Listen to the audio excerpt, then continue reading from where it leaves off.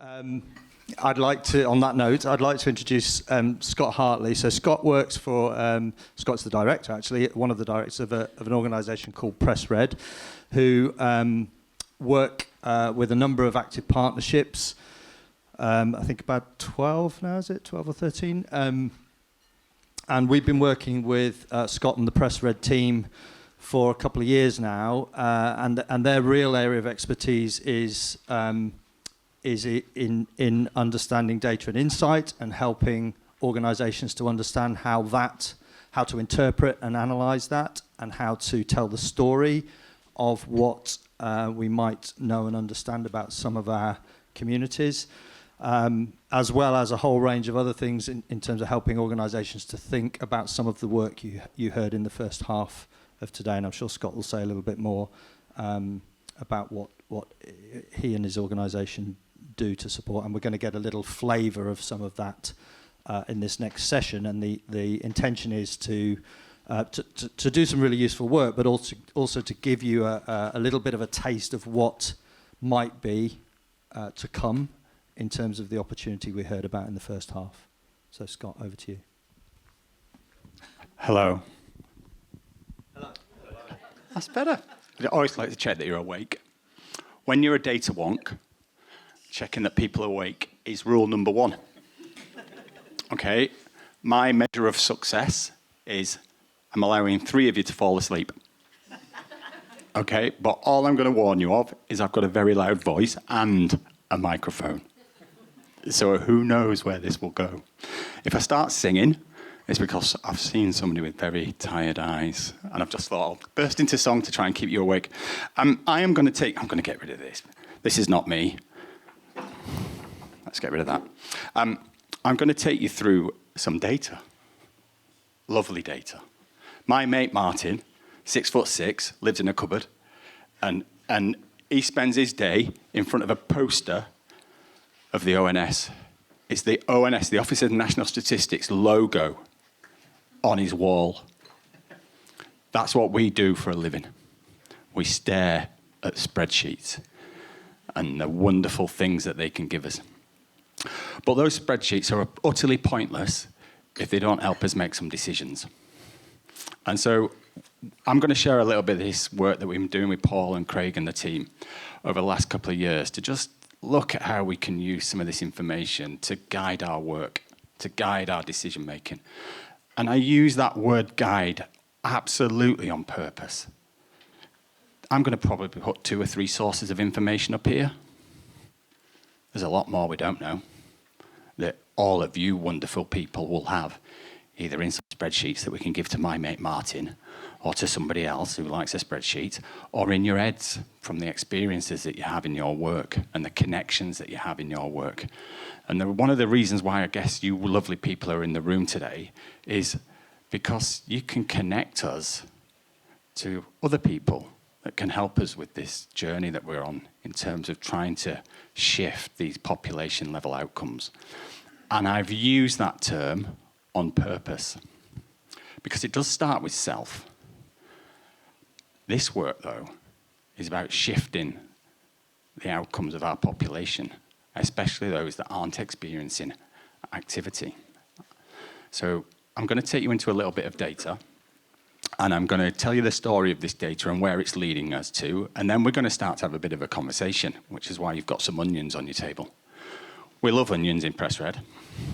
I've been carrying a tube of onions around for 2 days, just in anticipation of coming to today. It's been to Hull. I was in Hull yesterday morning. That's a different place to here. You can imagine the difference in my train ride. You've got like flowers blooming at the side of your railway lines as you get into Cornwall. Don't have that in Hull. Concrete, most of it. But these inequalities, these differences in what our populations experience, what our communities experience, they're everywhere. And that's what this work's about.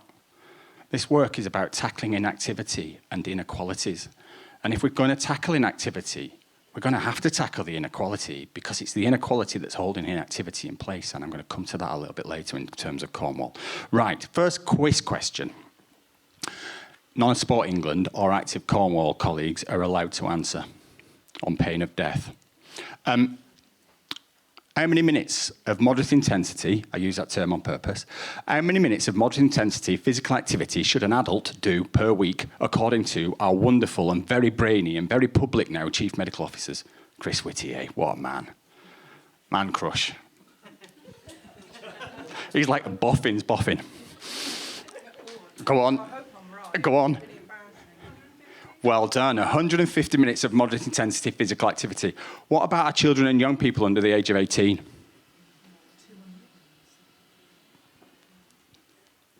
Anyone? No. Pain of death. No, not. 60 minutes a day. Okay, so 420 minutes across the week. And this term, moderate intensity. What the bloody hell does that mean? Well, come on, I don't know. I'm hoping you're going to tell me. No, I do know. Moderate intensity, it's in there because to get the benefit of movement, to get the really juicy stuff, you need to get your ticker up. Okay? Now, we all, straight away, because we're in conditioned to think like this, we start thinking leotards or fetching all-in-one outfits that mammals like me put on there and ride their bike down the road like that. And no, it's not like that. It's a brisk walk. For the vast majority of the population, it's a brisk walk. And for some of those that are a bit frailer, it's just moving, and the heart rate's going to rise enough. For the super fit, they probably have to run, probably have to break into a jog. But for the vast majority of us, it's a brisk walk. Okay, that's what we're talking about here. And the first thing this works about is about changing the way that we think about movement. And it's been touched on all the way from James earlier on and Becky at the beginning. This isn't about sport. This is about everyday movement and building it back into lives rather than designing it out. That's what this work's all about. And what you've got on your screen is what this outcome data looks like for adults on the left-hand side and children and young people on the right. Okay? Cornwall's a pretty active place when it comes to adults, actually. So you start to think there, it's pretty good. Inactivity down at 22. Hull, by the way, inactivity is 36% of the population. So a little bit different, but Cornwall don't look anything like Hull, so we can't compare the two. And then you've got the proportion, about 70%, that are achieving the Chief Medical Officer's outcome, okay, in terms of adults. And then you've got this bit in the middle, fairly active. But we've got about 107,000 adults in Cornwall in this year of data that are inactive, okay? And I'll come back to that a little bit later. And then children and young people, we've got around 17,000 children and young people that are not doing half an hour a day. This is where I forgot to warn you about this. I'm from the north, and I've got a giant soapbox. And I like to get it out and rant at people now and again when it comes to data. This is rant number one, okay? And I'm trying to enlist all of you in a collective, let's all rant together. Okay, children and young people. Why is movement important for children and young people? Sets them up for a good life. Anything else? Attainment. This, can I get rid of this? Can I shout? No, I can't. I tried to. This, designed to move. Paul has just touched on it. It evolved to move. The spine is designed the way it is to be able to move. Okay? Children and young people need movement to not start breeding ill health at an early age. Bone density, brains, respiratory system, etc., etc., etc., fundamental to health in the future. There's some amazing research coming out of Europe at the moment around children and young people that live over 800 meters away from green space and their bone density being significantly less than those that live within 800 meters. That's how important movement is to us. We're already brewing falls and broken hips in children under the age of 11.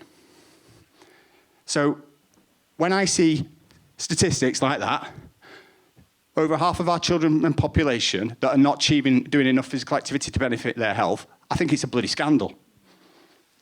I think it's outrageous. And it annoys me big time, as you can tell, because I get quite emotional. But I'm a northerner, I'm allowed to. So we've got to get into this concept of, actually, there's a lot of part of our populations that aren't moving enough for their well-being.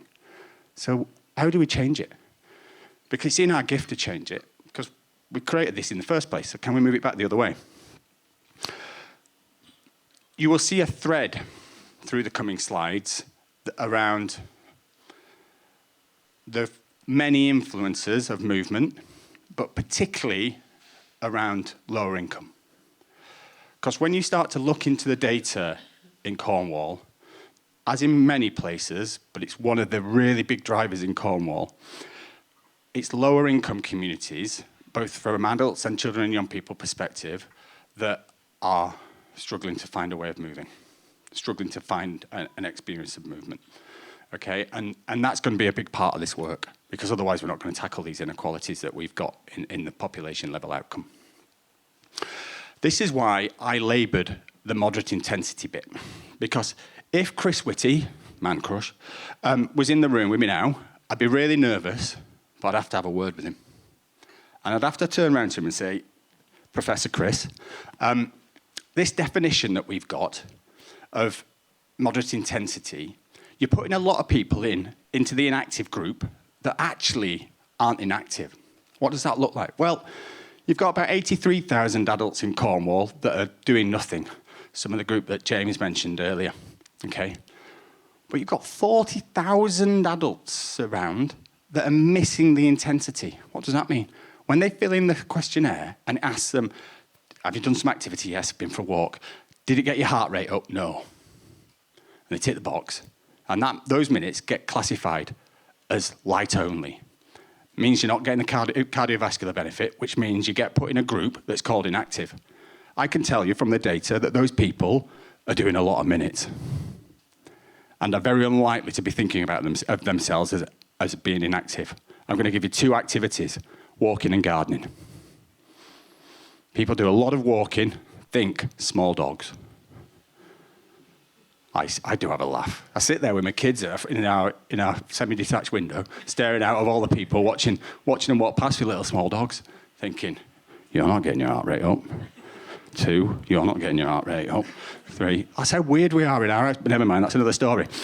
But we've got this group, the reason why I'm labouring this is the tactics over there, 83,000 people, habitually not moving, a lot of them possibly, are very different to some people that think they're already moving.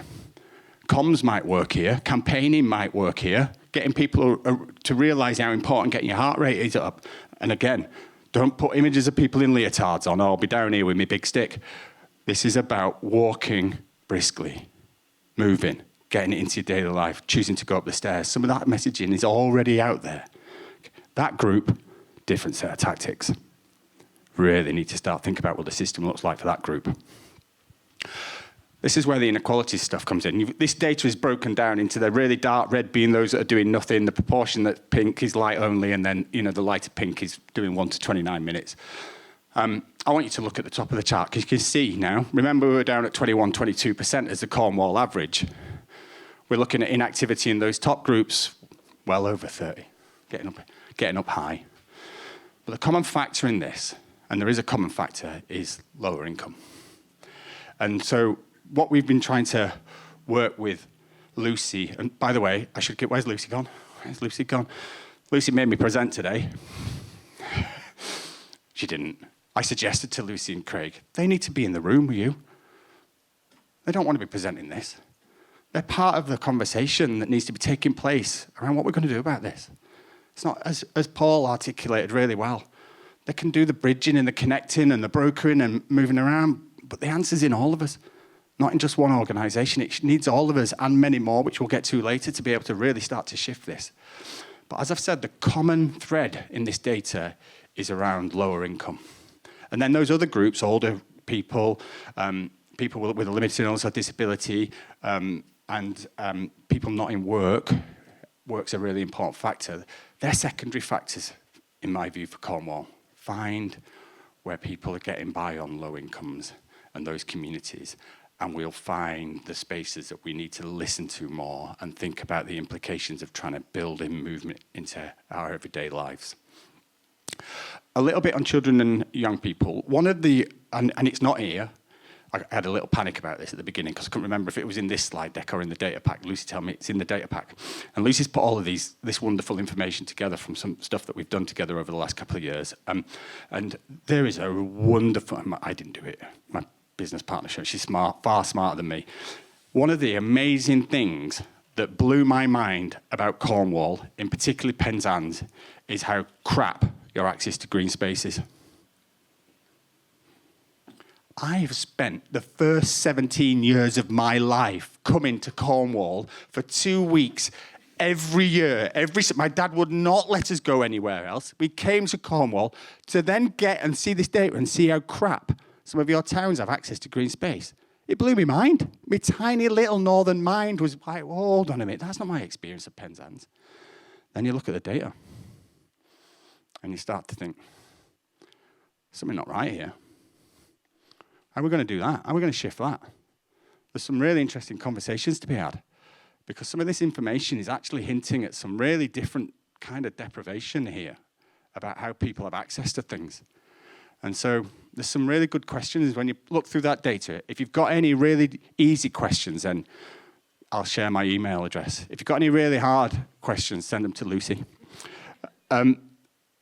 Seriously, when you look through that information, if you want anything, please do get in touch with Lucy or I, and we'll help you to kind of unpick it. It's really important we get this information into our work. I've already touched on how many children and young people aren't active enough to benefit their health and well-being.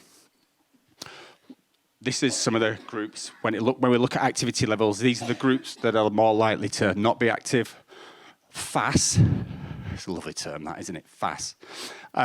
NSEC and FAS and things like that. You can leave me to worry about things like that. FAS, Family Affluence Score. We can't put children and young people into socioeconomic groups like we do with adults using the census data because they wouldn't know the answer to the questions. So there's an internationally recognised approach to that called Family Affluence Score. Okay, low family affluence says it on the tin. Okay, and there's a pattern here. It's adults in our lower income communities, NSX 6 to 8, if you want the technical word. It's children and young people in our low family affluence communities that are much more likely to be experiencing not moving. That's the secondary part of this, but the consistency of the message is there, okay? And when we start to kind of put some of that information together, it starts to help us think about the complexity of these communities, how different factors intersect with each other.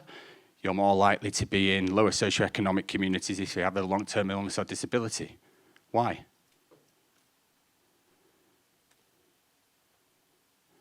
Because it affects your ability to work for many people. And therefore, you end up doing more likely to be in part-time work, which means you're more likely to be on lower income, et cetera, et cetera, et cetera.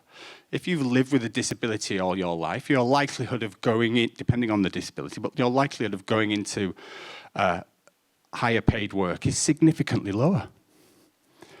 So some of these inequalities are baked in early in life. We then use this data to start to think about, okay, so where? We know it's people on in low socioeconomic groups, on lower incomes. We know that where that intersects with disability or intersects with age, that's great, but there's a part of that community there that we really need to pay more interest in. But where is that? Well, this is a number of different kind of mapping layers. One's the indices of multiple deprivation. You've then got lower income, and the communities where there's a greater proportion of people in NSX 6 to 8, where income deprivation is affecting children, economically inactive. And there's a pattern, as there often is, between all of these different charts. And then you've got small area estimates. This is some lovely mapping that Sport England have done around inactivity at a very, very small geographical level. There's about, if I get it right, between 1 and 5,000 people living in each of those little patches on there. Some of them are tiny. Look at Penzance, how tiny some of them are. Quite densely populated. Some of them are massive. Rural areas, not many people living. And Sport England have estimated inactivity in all of those areas. The darker the red, the more likely it is that there's a greater proportion of the population that's inactive. Okay, and we are up to close to 35, 40%, I think some of those are off the top of my head. It might be in the data pack. So we've got some communities that are much more likely to be experiencing not moving. Okay, but that's because the population of those communities are lower socioeconomic, people with long-term health conditions, people over the 55 in greater numbers. Okay, so you get how this starts to build us up and bring us to particular places. Through this work, which we did this probably about 12 months ago now, Craig, isn't it? We identified these parts of Penzance and this part of St Austell as kind of the really important places where we know inactivity is likely to be a greater challenge. And the good thing, I think it's a good thing, is when Sport England did their analysis, which James touched on earlier, PNC3. Love that. Don't you? PNC3. We love PNC3 in Press Red. We do all kinds of things with it. Probably shouldn't, but we won't tell Sport England. But we do, because it is a helpful source of information in unpicking why are these communities coming out. But what's really positive is Penzance and St Austell came out again. So we've done our own independent analysis before Sport England started to do their needs analysis. They've done their needs analysis. It's taken us to the same places. Okay, so we've got 2 places. And what's really positive is Paul, Craig, Tim, and the team got work going on in those places already. We've got things to build on. We've got connections to build on. We've got relationships to think about. Okay, so we're not starting from scratch here. And believe me, there are other parts of the country that are starting from scratch. Okay, so we're not here, which is a real positive. We've got an asset and some assets to already start to build upon, which is brilliant. As part of this work that we started off doing with Craig a couple of years ago, part of that work was to also start to listen to people in communities. And that was an interesting experience, wasn't it, Craig? I think my observations of this work would be it helped change Active Cornwall's mindset around how we listen. I think that's the biggest learning point I would observe as somebody that was part of that work, was we haven't really listened to inactive people before and we didn't really know how to do it, and now we've got some learning of how to do it and how not to do it, is probably the best way of describing that experience. Okay, and we've got some methods that show some energy, don't they? We've got, this concept of using community members that live in those communities to listen and feedback. That citizen kind of research model is an interesting model that I think we're keen to explore more of, potentially through this work, potentially not. There might be other mechanisms that you're involved in that might be much more relevant to the circumstances and to those places than what we've tried historically. But it did really start to surface some. It started to corroborate, for example, at that access to green space. Those places aren't for us, even though they're around the corner. And I can't get up to those wonderful hills with all those footpaths in it because I don't have a car, and you can wait a while for a bus, apparently. What's wrong with your bus system? You've got a massive rural area. What could possibly be wrong with your bus system? Buses are sorted in Hull. They're not. They're rubbish everywhere. There's great GM. They'll be sorted soon. Andy's got his hands on them. London are all right.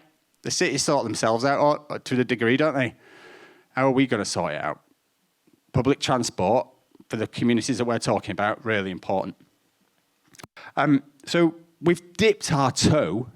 That is probably the best expression I can in trying to listen differently.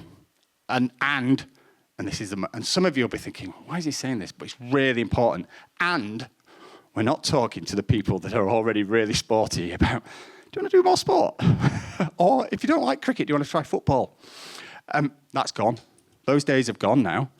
And we're into this population level outcome indicator. There's some really interesting little snippets in this. Again, it's all available for you in the pack, and we need to build upon it as much as we can. But I want to stop talking now, and I want to get you into working with the onion. If you're a chef like me, I'd like to think I could cook, but I'm not. There's no way I'm putting myself in it. But I do like onions. That was where my gag was going. I do like onions, okay? Because they've got layers, right? And systems have tiers, layers, ripples, whatever you want to refer to them to. And for those of you that may work with or have connected to public health in some way, you'll probably be very familiar with this model because it's a version of the socio-ecological model, okay, which is around trying to think about all of the different influences that shape us. And I'll give you a really good example about how things shape us. We put some tables and chairs out. What did you do? What would you have done if we hadn't put them out? Why? You'd have got them out. You'd have got a chair out because you've been cultured into thinking that when you come to things like this, you sit down on chairs and look at a screen. Our next one, we're not going to have any chairs. Maybe one. Okay? Do you see what I mean?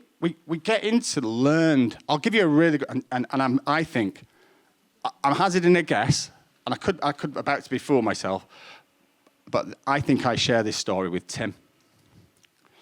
Okay? Do you know what my favourite sport as a kid was? Cricket. I loved it. I absolutely loved cricket. I couldn't play enough of it. Why? Why? Explicit. Why did I love cricket? My dad played cricket. What sport did his dad do? And what sport did his dad do?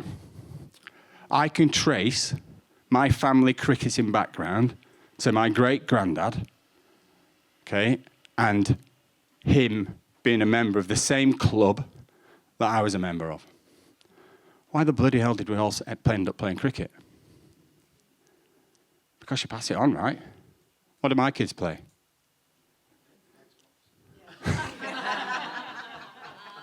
They play that as well, but they both, and my daughter, and my wife. What's going on there, folks? It's called conditioning. We pass on what we know. I've had a positive experience from this. My dad had a positive experience from it, so what did he do? He introduced me to cricket. And that is the top layer of this onion and why it's so important. Now put yourself in the shoes of some of those people that we started to dip our toe in talking to and listening to in some of these communities that weren't into cricket, weren't into movement, possibly had an horrible experience in PE. We start to hear a little bit of that. Okay, because our PE is designed around sport at the moment. It's not designed around movement, but some great work going on in that space as well. Okay, and then you go home and your parents, or your parent, or your carer is not into movement either. What kind of way do you then think about movement? Because what does media bombard you with? People in leotards, mama riding bikes. It doesn't bombard you with people just walking around the streets, does it? You walk into the shop, we don't do that as much as we used to, do we? Online. Banks, online. Job centres, pretty much online. GPs, online. We're removing small instances of movement all the time out of people's lives. We're designing it out, not in. So we've got a challenge to think. I'd like you to think about all of these layers of influence in your little chat now, if that's okay. And you're going to get an opportunity to just sit and think on your own. And I'd like you to think of, well, you're going to read a story first, because on your table, is the story of John and the story of Joe. And it's up to your table whether you pick a John or a Joe, okay?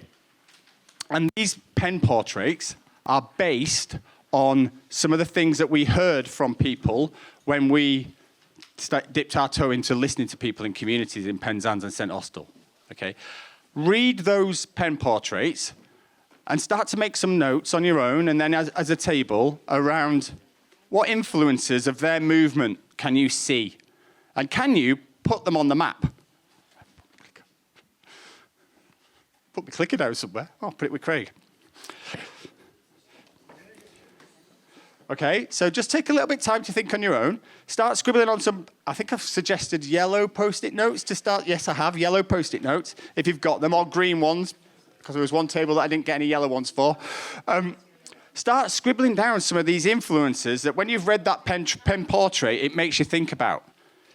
Okay, it might make you think of the health system, or their work, or what are the influences that might be influencing their movement, okay? Make some notes on your own, then share them as a table, and try to build up a picture of where those influences fit on the onion. Have you not got an onion? Right. I am just going to interrupt for a minute, because you're going to get a chance very quickly to start conversation again, but I'm going to move it on and give you an additional part to the task, if that's okay. There's a couple of things that, as I've listened to a few things as I've gone around the room, there's a few things popped into my head which I think are just worth very quickly sharing. Roughly, about 70% of all minutes that we do are walking, cycling, and gardening. Roughly. Okay? So, if we go and spend all our money on sports facilities and hope to shift the inequalities around physical activity, we're going to probably have a problem. If we're not doing something, and this is where our colleagues from Sport England have to put their fingers in their ears, if we're not doing some stuff on walking, that bit's fine. Gardening, okay, and how we get around our communities, we're going to really struggle to shift this inequality. Because people on lower incomes in particular are much more likely to walk for travel than walk for leisure, for example.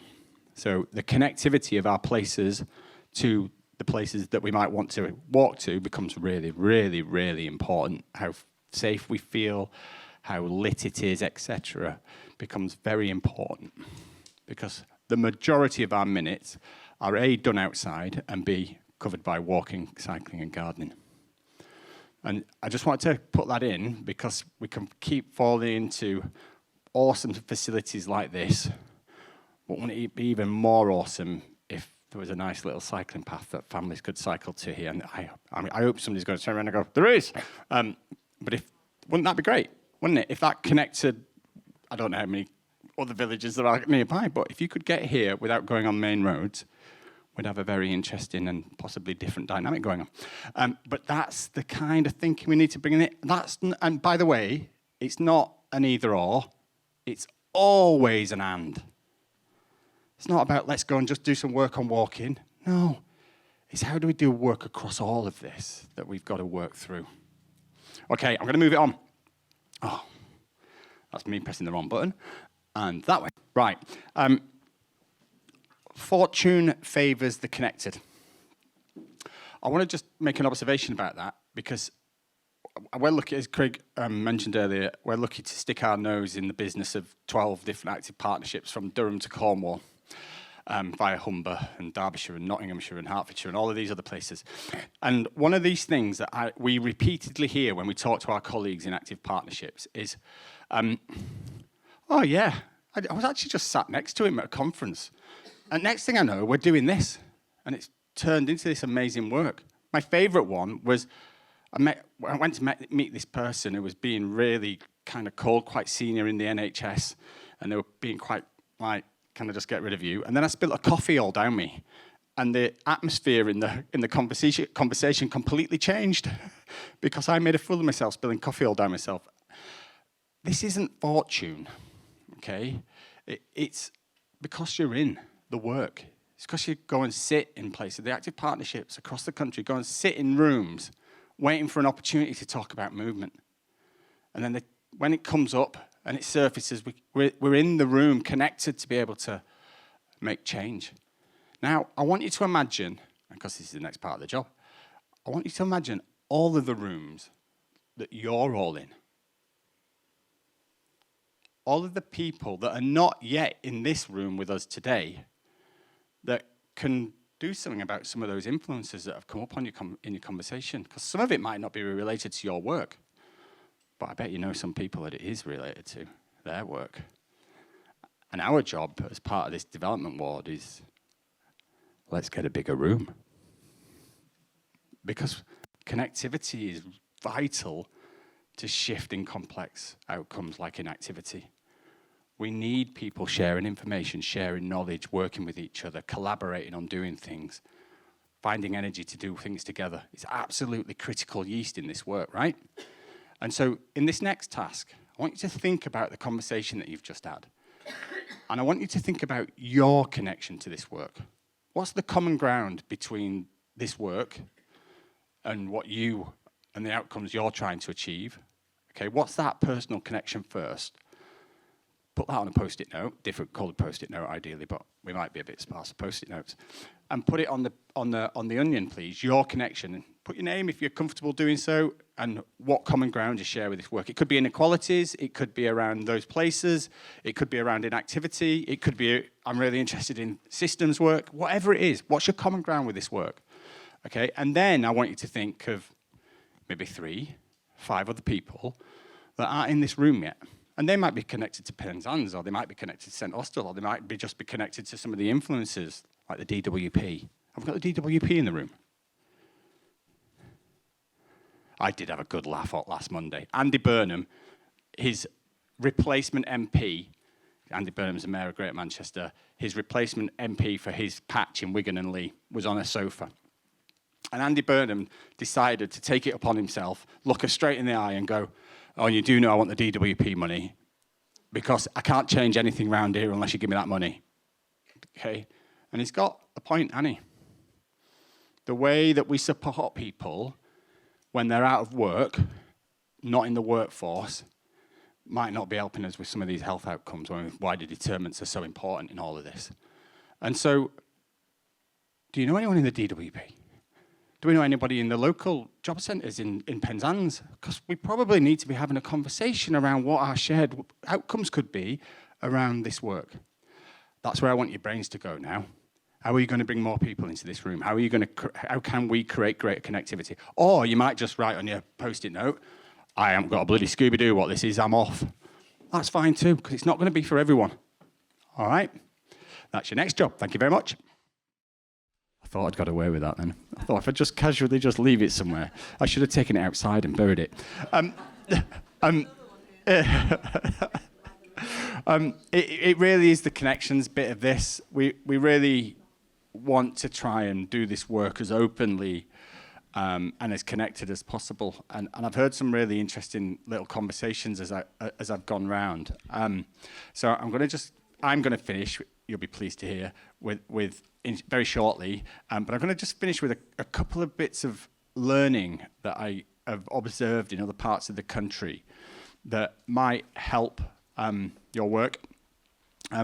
One is I've had the privilege of doing some work around the question that was asked earlier around the healthcare system. I've been travelling around the country capturing stories of work between active partnerships and the healthcare system, and trying to tell these stories. And one of these stories really, it was one of those jaw-dropping moments of, you doing what? With who? kind of things. And it's the active partnership in Wiltshire, who their NHS system has set up 16, they call them neighbourhood collaboratives.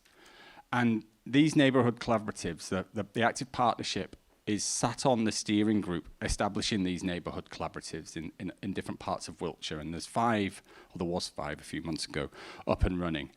And the active partnership is sat on 3 of them because there's a clear, when they've looked at the population health data, there's a very clear link to movement. So the active partnerships are on the table. One of these neighbourhood collaboratives has Wessex Water sat on it, around the table. I'm like, what, the water company? Yeah. And I'm like, why are they sat around the table? And it turns out that Wessex Water have done some analysis of the aging population and of our propensity as we age to like to be taking a prescription, and projected that the cost of cleaning the water in Wessex is going to push up water prices quite considerably, quite quickly, because it's becoming so expensive for us to clean, particularly opioids, out of our water. And so they're really interested in social prescription.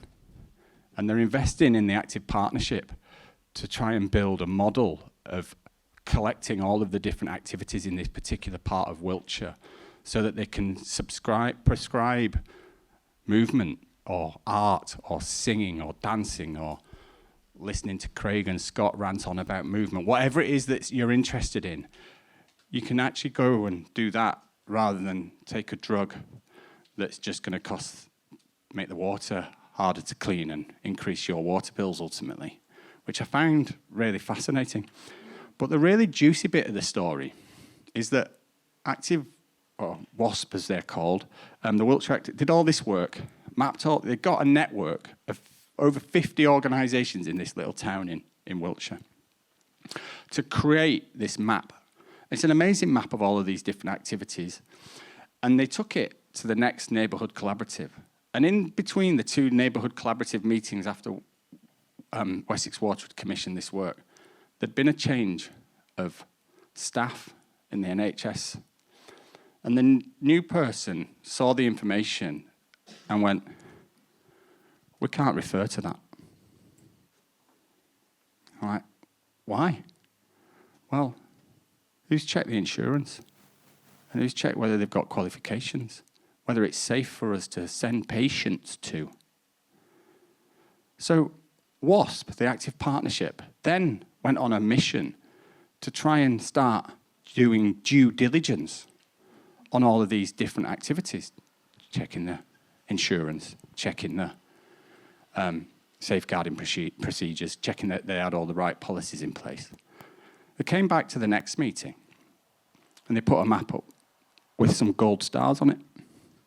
And the gold stars, WASP, have a file of all of the information that says, this place is legit, you can refer to it. And the person turned around and went, yeah, that's great, good, crack on kind of thing. And my question was, did they not look at the files? What's going on here?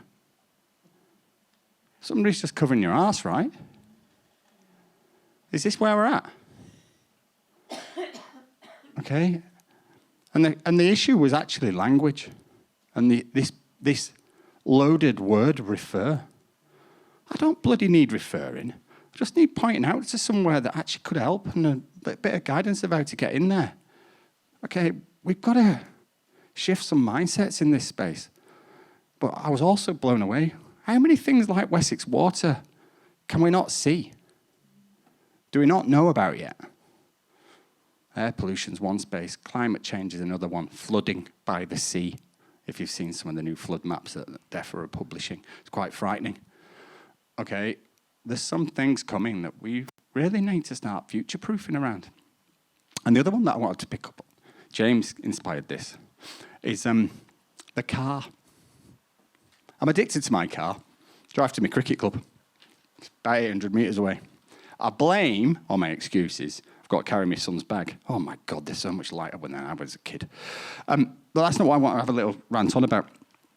What I want to just observe was, can you just say, my understanding of Cranbrook from what you said and what I just checked with you is that the housing has gone down and the roads have gone down, but the infrastructure around like social environment hasn't, and therefore everybody's in their car.